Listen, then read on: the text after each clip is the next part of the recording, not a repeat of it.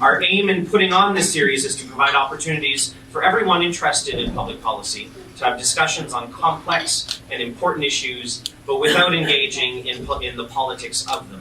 What Policy Options does on its platform every day, we wanted to bring to a live event. Substantive conversations on key issues. Tout au long de cette série, nous allons discuter de politique fiscale ce matin, de changement climatique, de relations couronne-autochtone et de la désinformation et de l'intégrité du processus électoral. Ce que nous n'allons pas faire, par contre, c'est d'en parler en termes d'impact sur les sondages. Il nous fait plaisir de souligner la part de comptables professionnels agréés Canada à titre de commanditaire pour ce premier événement. Thank you to Chartered Professional Accountants Canada for your generous support for today's event. And we're also very fortunate to have the Max Bell School of Public Policy at McGill University as a partner for this breakfast series. Et c'est toujours un plaisir d'être dans la compagnie de son directeur, Chris Reagan, un grand ami de l'IAPP. Chris, terrific that you're able to join us this morning, and I now invite you to say a few words. I am normally an economics professor at McGill, but what we have been doing is building a new school of public policy, and the piece of propaganda that is out there on the tables, and I encourage you to take one home if you are interested, is about our brand new Master of Public Policy program. And that will start in September. And there is still time, and this is just the bit of infomercial that I will give. I'll use my moment for an infomercial.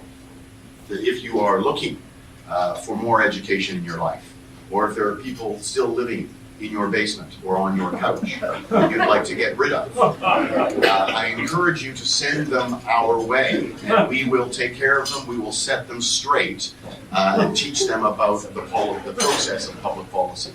So we are delighted to be partnering with Policy Options for this because there are complex issues, including the interaction of policy making with partisan politics. But the issues that are going to be before us over the next 4 or 5 sessions, I think are a great way to start thinking about the election. So without further ado, let me just thank Policy Options and IRPP for the creative process here, and turn it over to Jennifer to take us through taxation and breakfast. Thanks very much. Let me start by introducing our panelists, and I'm giving you a very abridged version of their impressive bios, so you've been warned. Allison Christians is the H. Heward Steichman Chair of Tax Law at McGill's Faculty of Law. Bruce Ball is Vice President of Taxation at Chartered Professional Accountants Canada. And Jennifer Robson is Associate Professor at the Clayton H. Rideau Graduate Program in Political Management. So let's give them a nice welcome.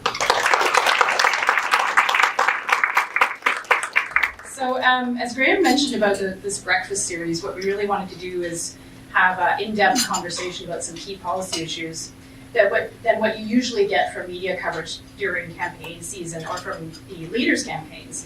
And when it comes to tax policy, often you hear about really specific things, right, during elections. So it's whether business or personal income taxes are going to be cut or raised, whether you're going to get a tax credit if you're a hockey parent or a tradesperson or a firefighter. So it tends to be really pocketbook type stuff. And so the purpose of this discussion is to get into sort of the bigger picture issues, so the forest, not the trees. And so, we thought we would have a conversation centered around 3 main issues: coherence, fairness, and complexity. And I want to offer you all as a disclaimer that I am definitely not a tax policy expert. I'm a real policy generalist, so you've been warned. But I figure at these events, I'm always learning something too. So I'm listening along with you and learning as well. So we're going to chat up here for about 40 minutes, and then there's some very smart people in the room I see from different areas of policy, so I'd like you to come and ask questions of our very intelligent panel here, and I think it's going to be a great talk. So starting off with the first big subject area, which is coherence, I guess the question we could ask is whether our tax system right now is logical. Do all the elements fit together? Are they all moving in the same policy direction? Is our national tax system coherent with what's happening internationally? Does it make sense with where society is headed or where the labor force is headed? So Bruce, I'll start with you. We could talk about coherence in terms of the corporate tax regime. The fall economic update had some measures for business, but not anything in terms of the corporate tax rate. So there are some who would say that our country is really not in sync with what's happening with other partners internationally, one country in particular, and that puts us at a competitive disadvantage. So I'd like to know what you think about that. Sure, thanks, and good morning, everyone. No, I agree with the comment in terms of was there a significant impact on competitiveness, and the in-sync part's a little bit of a different issue, but maybe I'll just start with the competitiveness part, just off the top with tax rates. The way I've been looking at it in CPA Canada is that we actually did, especially with the US, have a significant tax advantage. It was quite a wide gap between us and the US. And when you talk to people who were working cross-border, a lot of what they've discussed with you is how that sort of tax advantage would help sort of offset other issues. Regulations, race as an example. In some ways, it's more expensive to operate in Canada than the US and that sort of thing. And I think the big thing that everyone was worried about is what's going to happen when that sort of fairly long-term competitive advantage is essentially disappears overnight, as it did at the beginning of last year.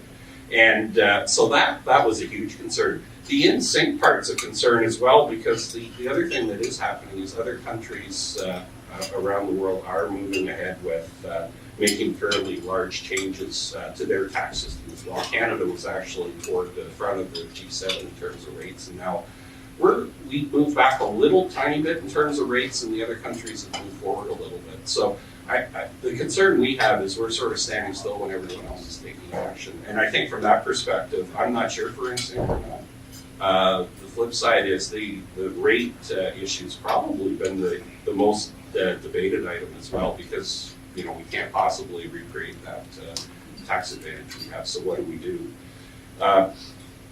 But the other concern we have is that business and decision makers are taking notice. Just as an example, we did a survey, our Business Monitor survey, and 68% of business leaders last fall believe that Canada is less competitive when compared with the US, just because of what's gone on. So that's a bit of a concern. The other thing, it was an interesting meeting at one event. One business leader was talking about how do they deal with expansion. They are expanding, I guess, in a slow, methodical, well, I wouldn't say slow, but a methodical way. And they wanted to make sure that they check everything out before they move into a new market. And the way they were talking was Canada might have been it, but the US tax changes might have moved it to looking at doing your next expansion anyway in the US. So there's concerns around that. The other thing I'll talk about later a bit, I think, is the personal taxes, because that enters into it when you're talking about owner-managers and people who own their own business. When you combine the corporate and personal tax, there's a larger gap, and that gap is getting bigger, where the U.S. has an advantage over us in personal tax. So, last thing I'd say is, in terms of the economic statement, I think the reaction generally was positive, because the other big thing that was in the U.S. changes was capital deduction, and the Canadian government did respond by essentially allowing you to claim 3 times the usual amount when you incur capital expenditures, and it depends which one you're talking about, because there's various rules. So CPA Canada, we thought that was a positive step, but it doesn't, I guess, change our thinking that we need to do a review of the tax system and take a look at competitiveness long term. So thank you, Bruce. Allison, there seems to be kind of a conflict at play here, which is that there's this downward pressure in different countries, but at the same time, you've got to get your money from somewhere. So how do we cope with that in Canada? How are we going to orient the system to seek new sources of revenue if we're pushing down on other areas like corporate taxes and income tax rates? Well, it's Yeah. thanks. It's a great question. To the bigger question, is the tax system coherent? Whenever you ask a question like in a headline, the answer is always no. And the question is, well, why is it no in this case? Well, because the answer for tax is always the same, because the logic of tax is not what's good, it's what gets you reelected. So that means that whatever is going on in the world right now, that's what the politicians are thinking about, and whatever is going to happen in the next quarter, that's what the managers are thinking about, big public companies. And so everybody's chasing whatever's happening right now, and nobody's thinking long term about what happens when you stop investing in the basics. So if you stop investing in education, if you stop investing in road maintenance, if you stop investing in infrastructure, if you fall behind in the basics, then it doesn't matter what your short-term goal is, because you've lost the way. You've lost your way. And so I think whenever we start talking about competitiveness, that is a conversation we're having. Oh my gosh, we used to be at the top of the G7, now we're not. Oh my goodness, we used to be at the head of the OECD, now we're not. What are we going to do? Let's slash corporate tax rates. Well, that's ridiculous. That is patently absurd. Because the tax rate of a corporation is irrelevant unless you look at the tax base of the corporation. And nobody wants to talk about base. That's not what gets you reelected. That's boring. And you've lost your electorate. If you start talking about depreciation rates and deductions, capital deductions, I know it's fascinating to you, but it's not fascinating to the electorate. They don't care. What they want to know is, how much more is the government going to take out of my pocket? And what the government is busy telling them is, oh, we're not going to tax you at all. Don't worry. All this stuff is free. And if you teach your population that what you're doing is competing to get to the bottom of an unwinnable race, and what you're doing, what the right strategy is to never tax anybody for anything and let the market prevail, then that's a big mistake. Because you're teaching people to lose faith in the collective investment, which is the whole point that we built a society together in the first place. And you're teaching people that you're not going to internalize the externalized costs of what we do every day. And if that's what you teach people over and over, then yes, you get to a place where we are right now, which is, oh my goodness, the sky is falling, look what the USA is doing.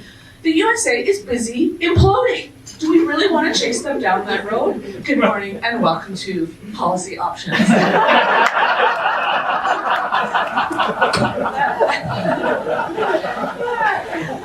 So let me go back to a part of my question, which is, okay, so at some point we're gonna have to consider other places where the taxation can go. So I'm thinking, no, but I love your answer. But you hear all kinds of things out there. For example, taxing robots. If we're moving towards a more automated future, and labor is a big source of taxation revenue, so taxing robots, taxing your properties, taxing wealth. Senator Warren has this new proposal for a wealth tax, right, for the top 0.01% in the United States. Is this something we should be talking about in Canada? Some of these. She's going to give me another chance, you guys. I'm very sorry. I didn't have coffee. No, I did not have coffee. I don't need it. So, okay, let's be realistic. We know where the tax goes when we listen to the conversation about competition. It goes to labor and consumption, right? That's who we trapped. That's who the state can hold, right? Workers, they're here, they're physically here, we can grab them, we can pull their pockets inside out and take whatever's inside them. And consumers, consuming here, we can get the money from them. Who can we not get the money from? Well, Netflix. I mean, clearly, we cannot get it. We can try, Quebec, I think, is being very proactive in this way. We can try to make a deal with them. Listen, Netflix, we can't tax you, we realize this. But could you just maybe withhold a little GST, collect the GST for us on all the customers in Canada, and while you're busy destroying the film industry here, at least while we're going down in flames, you could at least get the GST, and maybe Netflix will play nice. Yes, okay, we'll do that for you. But if you go bigger, so look at the OECD 2 days ago or yesterday, I can't remember, I've lost track of the days, issued a release, a 3-page, 2.5 really, about, well, what are we going to do about the digital economy? And, what are we going to do? We're wringing our hands about, well, who can we tax in this brave new world that we are facing? And one of the things on the table is this idea of user value creation. So think about this. You're sitting at your computer and you're on Amazon.ca and you're purchasing something. And what you are also doing while you're purchasing something is giving your information to Amazon, which then aggregates it and turns it into something valuable, and they sell it to somebody else, and they make a profit off of you. And so the question that the OECD is asking themselves, and we are, of course, a member of the OECD, the question that they are asking themselves is, well, when you do that a lot, when you get a lot of users in a place, is that enough for that country to then go impose a corporate tax? Can we get a little corporate tax?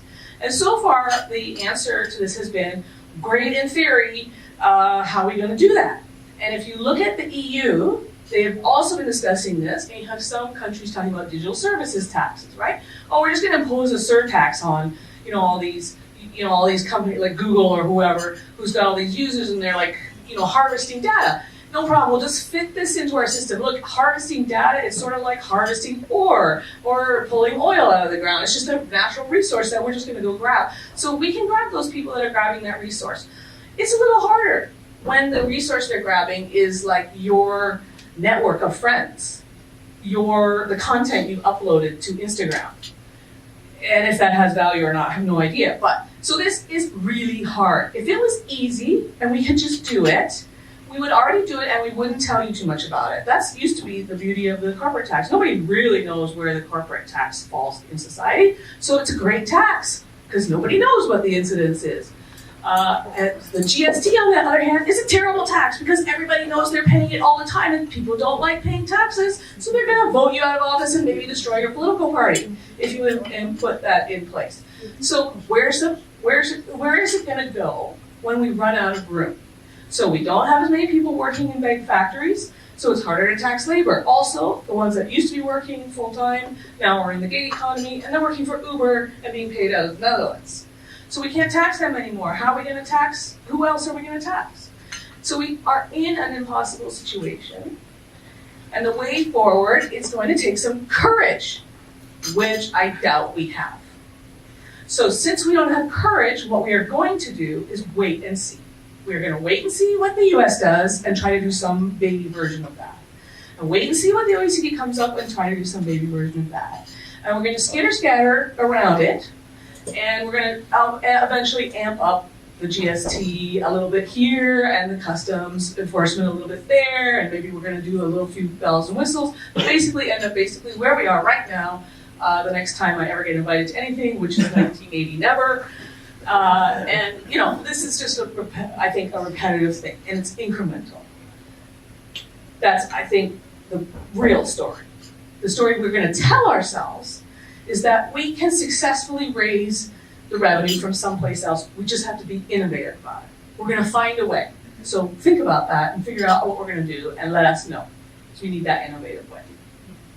Thank you. I'm going to change tracks very slightly. Jennifer, we're going to talk about coherence and whether things are all working together the way that they should. Makes you think of our social system and how the tax system is essentially administering our social programs and our overall social welfare system. Do you think that this is the right approach? Like, what is your sort of overarching observation about how that all works together? Well, I feel so low energy compared to Allison. I need more coffee. Okay, great question.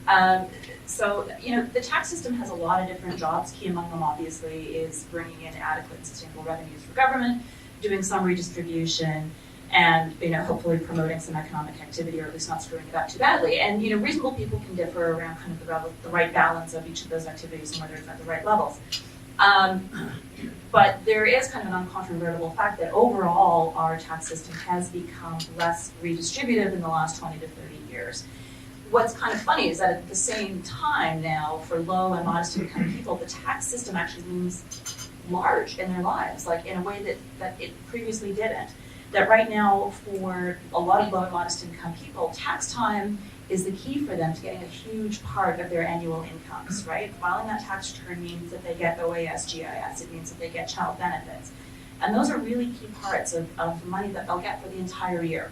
So you kind of have this two-track thing now that our tax agencies are trying to do. And that CRA kind of has this double hat of having to, on the one hand, do a traditional job of finding the taxes, going and grabbing that revenue, as Allison was talking about. And it's been pretty good at doing that over the years. We can talk about whether or not there are other places where they could improve in terms of compliance and whatnot. But now that we've given this whole other job, which is to, you know, kind of act more like social workers and make sure that people actively get access to the benefits that they're entitled to.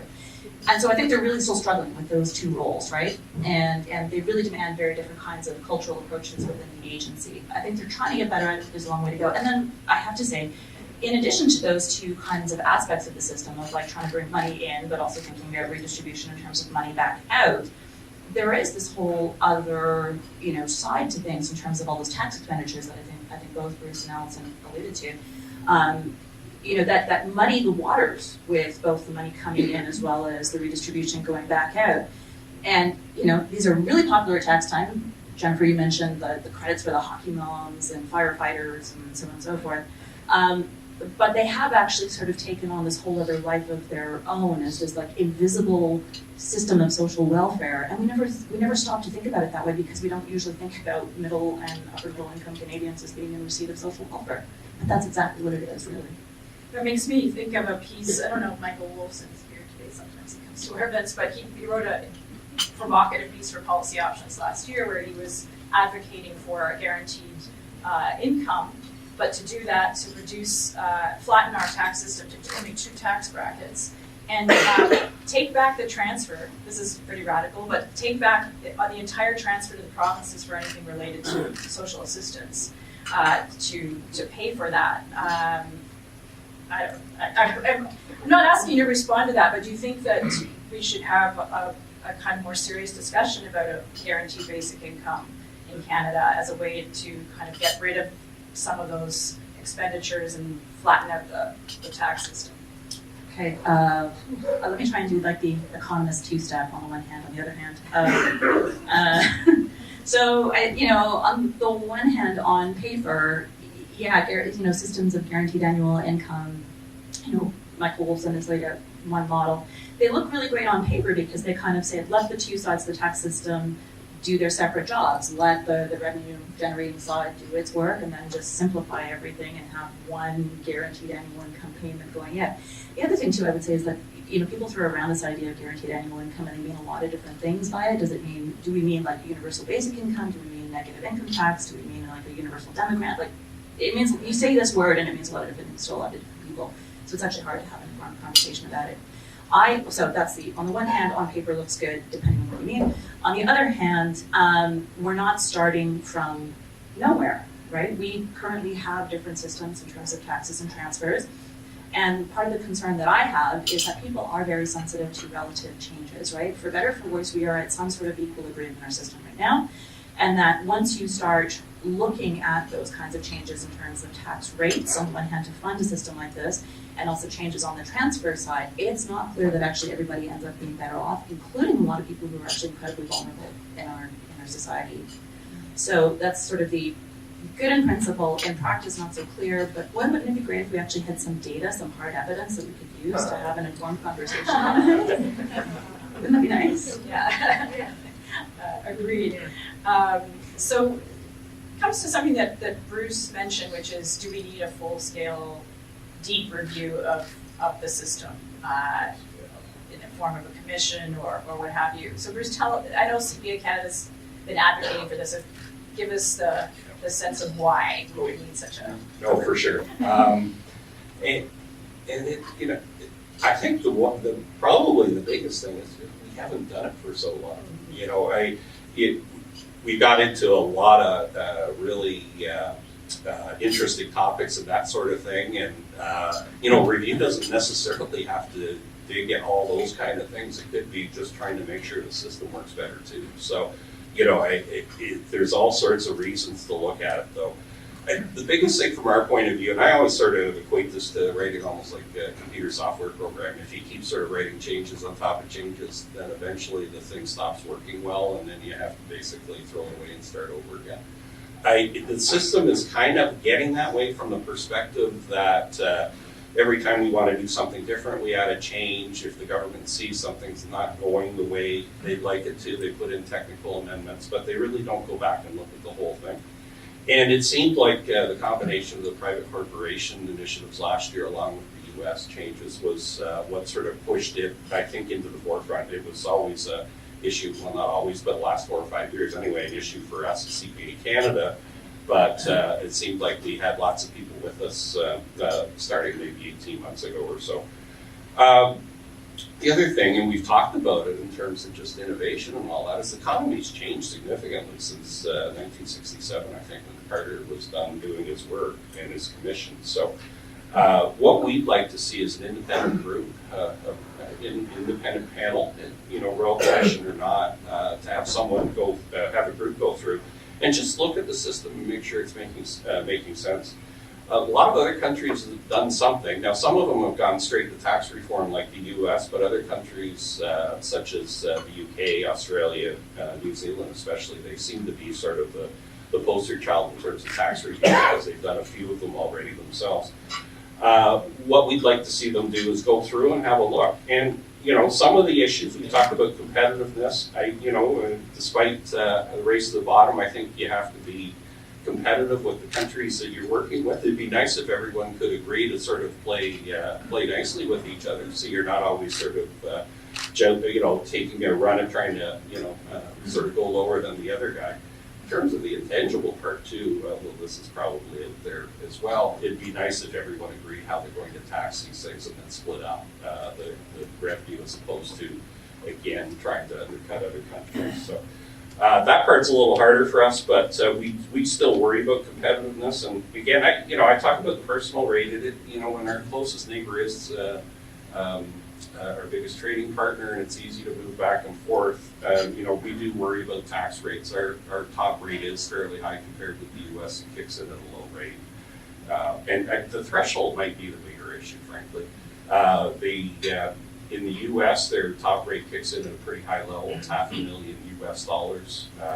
I've been using comparison with California. That's a fairly high tax jurisdiction in the U.S., but even in California, it doesn't kick into $1 million. And if you sort of compare somebody who just hits the top threshold in Ontario to California, the rate in California is still 10 points lower. So it is a concern. We worry about business leaders and that sort of thing, but with a low threshold, it creeps into upper middle management, people with highly valued skills, that sort of thing. I'm a graduate of University Waterloo. I was in an event hearing about how many of their grads actually don't stay in Canada after they graduate. So it is a bit of a concern. I'm not saying tax is related to that, but people are pretty mobile these days. One other thing I just wanted to mention as well, and we're going to talk more about complexity, is that I think you can justify doing a review all by itself just by the level of complexity of the tax system these days.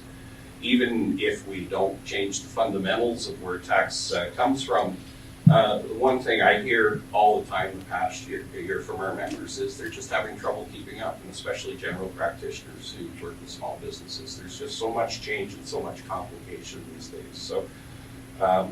And the last thing I'd say is I started off by saying we're not alone. In addition to a lot of business groups, Canadian Chamber of Commerce, those groups, 3 parliamentary committees, in both finance committees, the Commons and the Senate, the OECD and the IMF, and the Barton Commission as well, the Advisory Council on Economic Growth, also called for a review, albeit a little more focused on competitiveness and that sort of thing. So it seems like everyone's at the same place that it's time to do something. Let me ask you a popular question, which is about GST. Not very popular move with economists, I think, what the last government did with the GST. And the OECD, I think, in the last week just published their charts on how much countries tax goods and services in Canada. It's really far down in the pack. Should we be having a more substantive conversation about goods and services tax and whether it should be raised? Allison? Okay, so no, we shouldn't, because that's not going to get somebody elected. They're not going to raise the GST until after the election, so that's when we'll have that conversation. I'm sorry, it's hard not to be cynical about this. Well, wait, I'm going to challenge you for a second. Yeah. Okay. So the last government, they told everybody they're going to run a deficit. Yeah. And they still got elected. Yeah, they did. I know. And the carbon tax. It's true. Well, the carbon tax is just, oh, it's so good common sense and it makes so much sense, but you just have such a, well, Chris knows, you have such a hard time just explaining this to people why it's a good tax, even if you're gonna I refund don't it. have a hard time explaining. Well, But they may have a hard time understanding. oh, that's Chris's fault. It's not his fault, it's your fault. You're too dumb to understand what he's saying. It's a great way to go through life. I love it. So, you know, the Carter Commission is always so fascinating to me because, for a couple of reasons.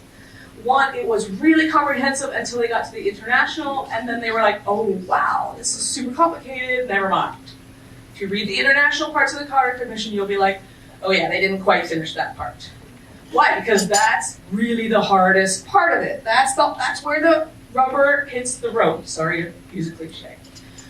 And the other thing that's really interesting about the Carter Commission is the government ignored it, right? Except for that little thing about capital gains, which was huge, but that was a huge mistake in the system that was obvious. You didn't actually need a whole commission to tell you that a buck is a buck. But maybe you do. Maybe I'm wrong. Maybe you do need a group that steps out and says, look, this is how to have a coherent tax system.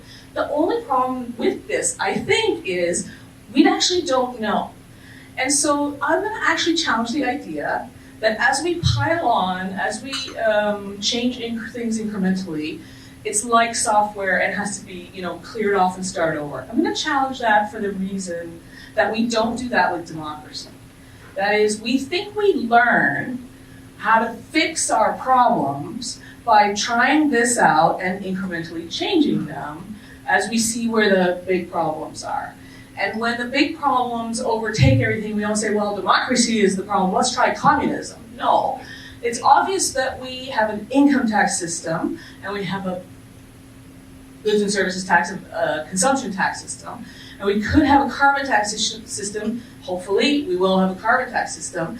And we also have excise taxes, and we have customs taxes. There's a whole range of taxes, and it's a mixed portfolio, and what you do with your portfolio is you check it, and you see how we're doing here and how we're doing there, and things are looking bad here. And what we're really gonna do is try to work on compliance. I mean, I think that's really, it's not exciting, it's not sexy, but that's where the money is. It's working at, we have the right idea, we just aren't doing it right. We're not doing it well, can we do better? And that's not exciting, that's hard work.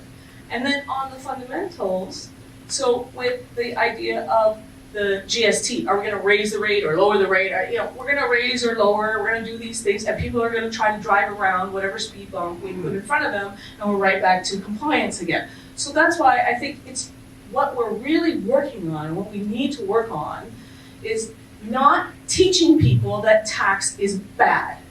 Stop teaching people that taxes are bad and incoherent and unfair, and stop teaching them that and start talking about why tax is an investment and why we have to invest, and start changing the conversation that way. I understand that this is just an academic who can say something like this. I mean, in practical terms, the client does not care whether people understand the tax. They just start looking at the bottom line and trying to see, is this an incentive to push somebody to the US? Well, there's a lot of reasons that people go to the US. Money might be one of them. Lower taxes might be one of them. There's a lot of reasons people stay in Canada. Paying taxes might be one of them. Paying taxes might be a reason some people decide to stay in Canada. Have we considered that? That there might be a reason to stay in a country that taxes you more? Do we ever think about that?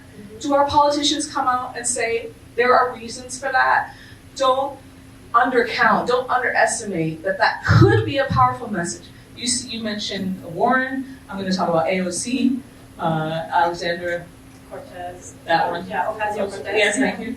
I just know her as AOC. That's her Twitter handle. You know, these sound radical, but that's right. You need to have that's often why I'm on the panel, right? To give you the radical position so that the moderate position seems more feasible.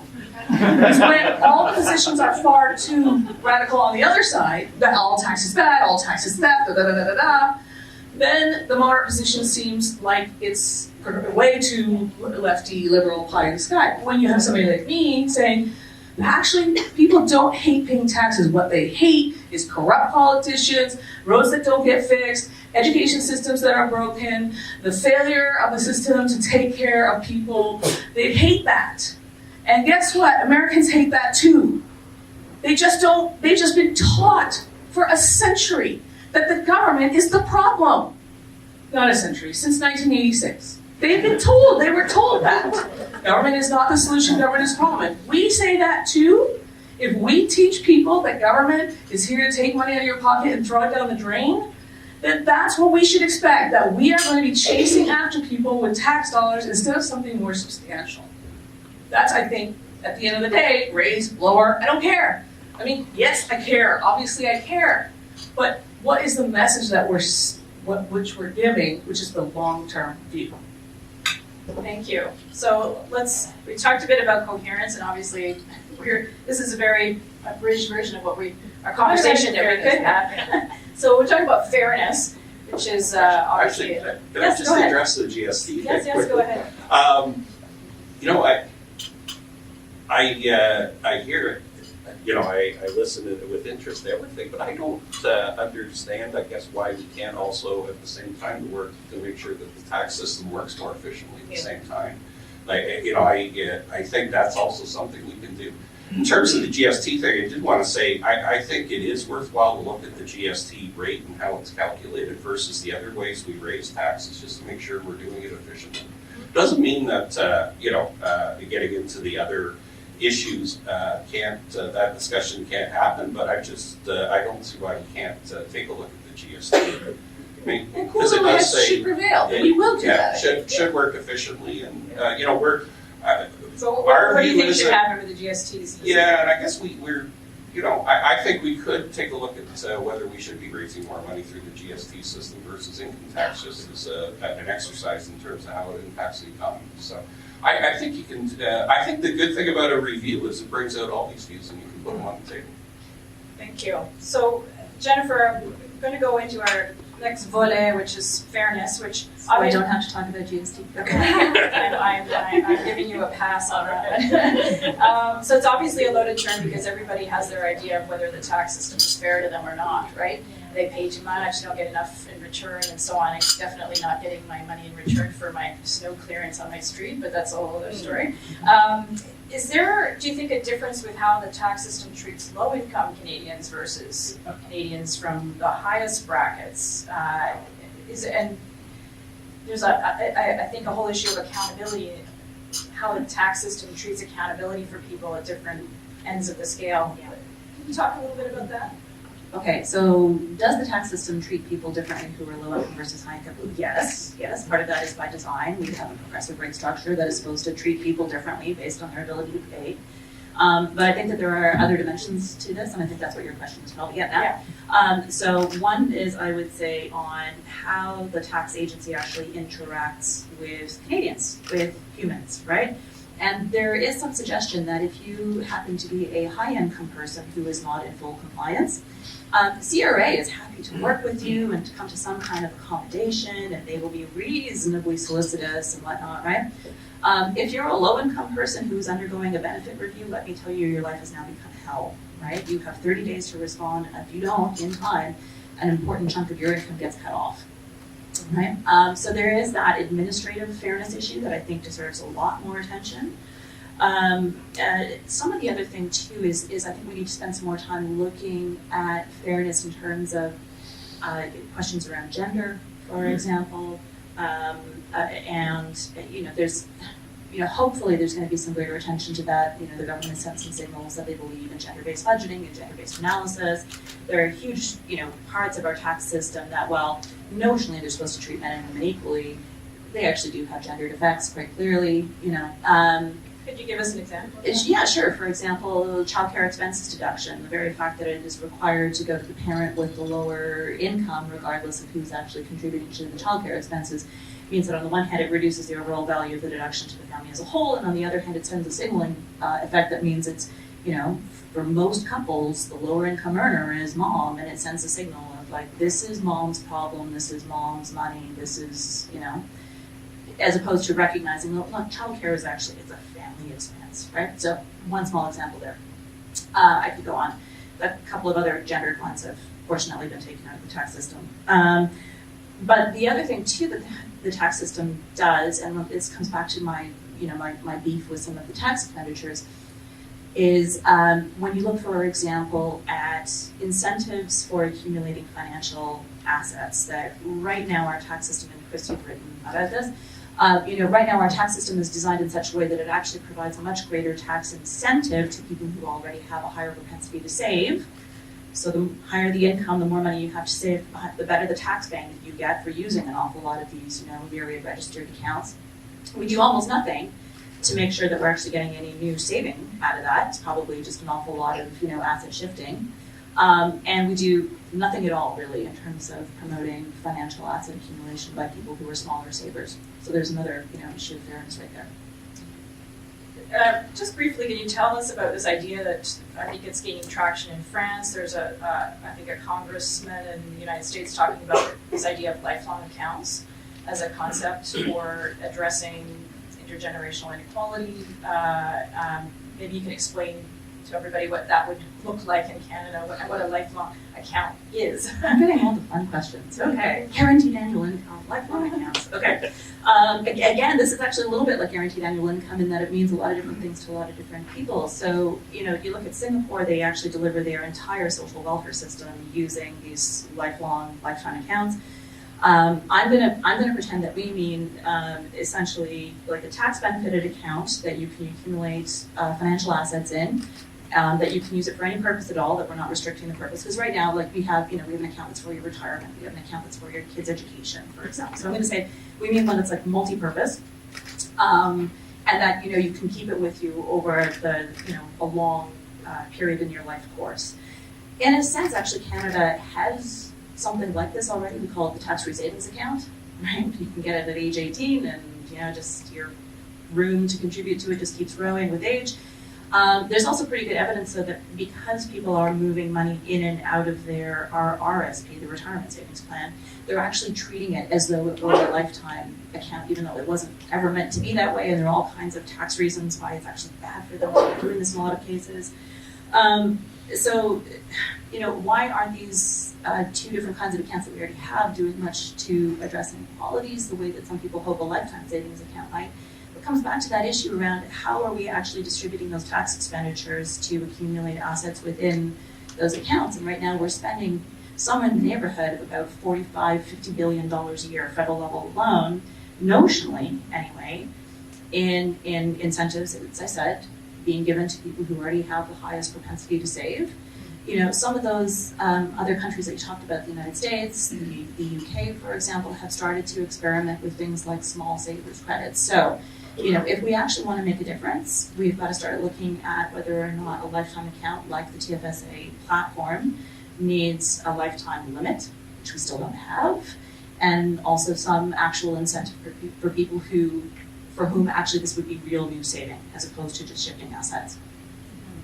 And I think if I'm not mistaken, the idea would be for people at the low income level that there would actually be deposits made by the state. Am I correct?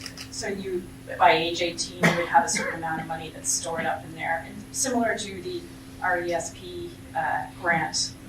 That's one way to do it, for sure. Yeah, like the United Kingdom, for example, experimented with something called the Child Trust Fund that said basically every kid born at a particular time automatically gets this money. And they actually did try and do a reasonable job of making sure that even if, mom or dad or mom and dad didn't know to open up this account, that the kids still got the money. Yeah, we do have education savings in Canada, and there's some people in the room who know an awful lot about that. And we do make unconditional grants into those, but again, I come back to this issue that at least with the RESP, it's earmarked for a particular purpose, and the idea behind a lifetime account is that it's supposed to be multi-purpose for anything at any time. So that dovetails well into a discussion about complexity, which I think we all have opinions on. Everybody will agree that doing your taxes is pretty complicated, which is why TurboTax makes so much money every year. But Bruce, a lot of chartered professional accountants do pro bono work, working with people to help them do their taxes. What do you hear from them about the complexity of the tax system? Yeah, no, that's a good question, and it's actually a pretty big initiative for us too. Just some numbers where we stand right now, we've had 2,000 members come forward to volunteer, and we have about 1,200 signed up. It's a bit of a process because they get software and they can e-file, but you have to go through a bit of a process with CRA to get signed up. So we do, through these volunteers, we help a lot of people do returns. And years ago, when back at my previous life at BDO Canada, I was helping the Ontario Institute just provide some training material around it. The big thing I hear from people is how that return is much different than the one they do for themselves. Like for a lot of people, it's fairly straightforward. You know, they'll have T4 from work, maybe some donations, an RSP slip. They probably use software. You know, they're able to as well because they have more resources than the people they're helping. So, you know, for me personally, doing my tax return, even, you know, I'm a tax person obviously, but even so, it's not a very complicated thing. The thing I hear though is they even need a lot of training in terms of information on what the people at these tax clinics can qualify for. The problem, and we're going to talk about tax expenditures, but the problem is each government, and I think the provinces are just as guilty as the federal government, like new programs and then they release new things. But the problem is the people they're aiming these programs at have lots of difficulty getting access. The front end part's actually doing the tax return. I think it's virtually impossible these days to do, especially a lower income tax return without software. And so that's the first step. So between us and the CRA, who also helps us out with this, I think that's a good start there in terms of that part. But the other issue then is the follow-up. You know, again, there's a lot of verification, and that's where some of the, I guess, the really sad stories come from, is where the CRA is doing verification. The problem is some of the credits, you know, higher income people qualify for it, as well as lower income people, and other credits are aimed at lower people. So it's almost like the CRA has to assess, am I trying to prevent someone maybe who's got more means from getting something, or am I trying to help out someone who has less? So I think that actually does put a fair bit of onus on the CRA people as well. But I think these tax expenditures really are one of the big issues, so in terms of trying to, you know, our volunteers trying to help the lower income people. Jennifer, I guess there's cases where people don't even get what they're entitled to through the system because it's just too complicated. I'm thinking in particular of the learning bond as a good example. Can you talk about that? So, I mean, the learning bond is not directly administered through the tax system, but it's one of those benefits that if you don't file your taxes, your income can't be assessed, so now we can't check whether or not you're eligible for this program. And, you know, like there are good efficiency reasons for tying eligibility to a tax return in that, like, it's supposed to reduce the application burden on individuals, create some administrative efficiencies inside in government. But if you don't file your taxes, we can't assess you. And so I'm doing some work right now, so this is a preliminary number, not for citation. But you know, about 4% of seniors don't seem to file a return. About 10% of working age people don't seem to file a return. You know, one way to deal with eligible non-participation, so learning bond is one, the working income tax benefit, which has now been renamed, was another one where somewhere in the neighborhood of at least 15% of low-wage workers who were probably eligible for this thing weren't getting it. Why? Because they weren't applying. You know, one way to deal with some of these things is through automatic enrollment, and that's going to be the, you know, going forward, that's how this new Canada Workers Benefit is going to work. But that only works if people file their taxes, right? So, like, we don't even publish numbers on this in Canada. We don't publish numbers on how many people actually file a return, because remember, filing a return isn't necessarily mandatory. CRA won't even tell you it's necessarily a good idea for you to file a return. So we've got a long way to go on this issue of eligible non-participation. And, you know, there's, I think, culturally as well, I come back to that issue within CRA of them trying to figure out my access to info memo that I got my hands on, got a memo from Access to Information, and it was talking about this eligible non-participation in the WITB, the Workers' Income Tax Benefit. And officials within the department were advising the minister, well, it's a simple case of filling out form, whatever the number was. That form has 42 steps. 42 different calculations that you had to do before you could figure out if you had access to the WIPI. And to Bruce's point about it, like, yeah, you need software to do these things. If you're low income, you don't necessarily have that access. So we can automate, we can simplify, that matters, but we should also be doing much more in terms of transparency around how many people are not getting the benefits that they're eligible for. And governments really ought to be doing a much better and transparent job of being accountable for that. One thing I wanted to mention too, in terms of complexity, we feel that tax expenditures are a big piece of that. And the one thing the government did, I guess, a few years ago was they did a review of the tax expenditures, and we'd like to see them take that one step further and just, release the results and how it's working, whether they're meeting the goals. But the other thing that occurs to me, though, from the discussion is I think we could do a good job of maybe consolidating some of these, especially the things geared for lower income individuals, and have the provinces work together more with the federal government. Because there does seem to be a maze of these things as well. I think the tax expenditure review, if it was done properly, could also look for ways to maybe simplify and consolidate some of these things. So I'm going to move on to questions, but just before, Allison, what happens when what's the result when the system's too complex? Yeah. I've been actually listening to this with interest, because I think this is really the nuts and bolts of what happens when there's a disconnect between the rules and the ability of people to understand, and they are easily led to believe that tax is a bad thing, and what we are trying to do is teach them that filing your tax return gets you to the good thing too. And so it's an interesting exercise in taxpayer education. And so there's a trust problem and a complexity problem that seem to go together, right?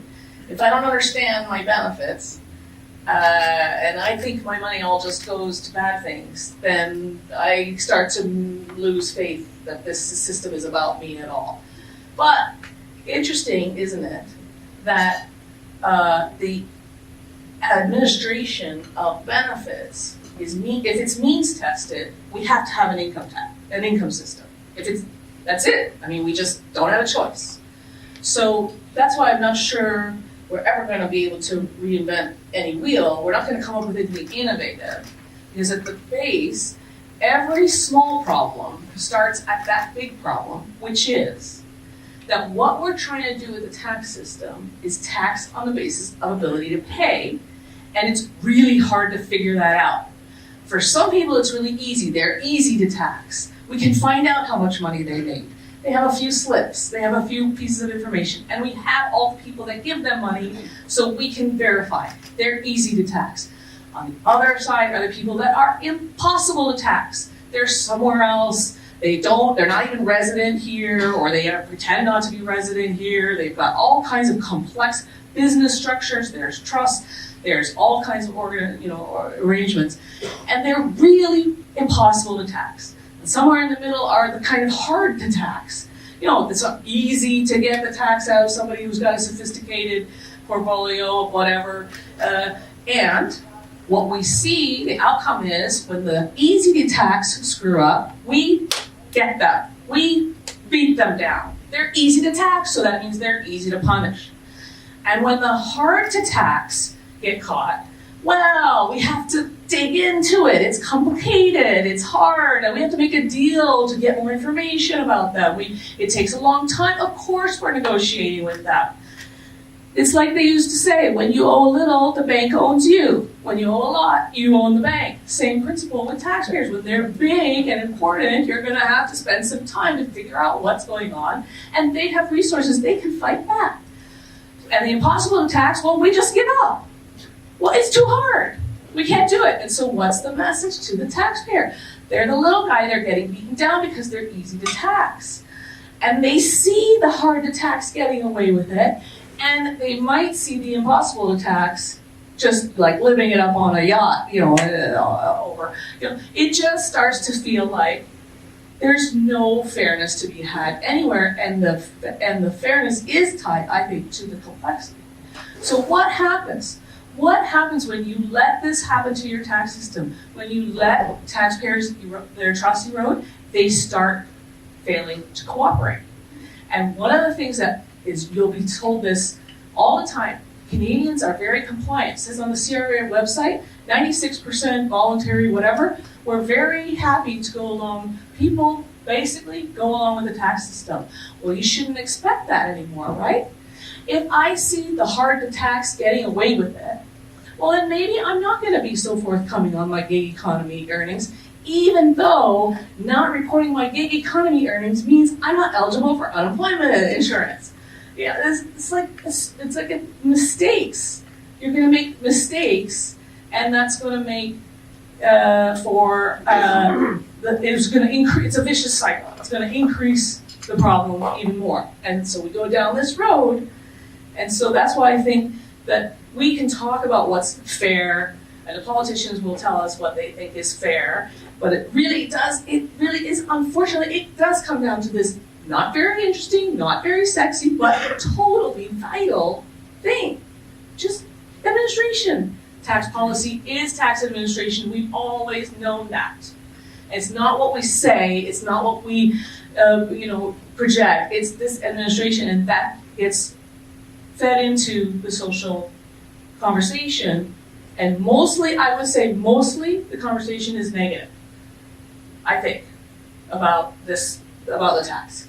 I mean, we always have to make a joke. Oh, we're going to talk about tax, It's mostly negative. And that, I think, maybe putting the CRA in the position of benefit provider, maybe there's something positive to come of that. I'm not sure. I don't know. So I think it's useful to put it in those terms. Allison, Bruce, and Jennifer, thank you so much. Very interesting conversation. Let's thank them for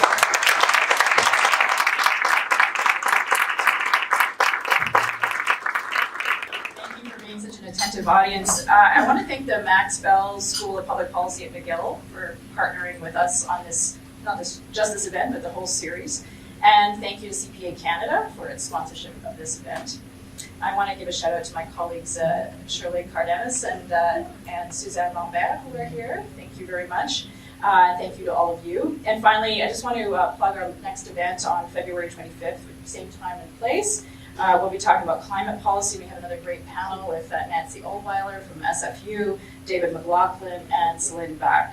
And I wish you a glorious rest of your day and keep warm.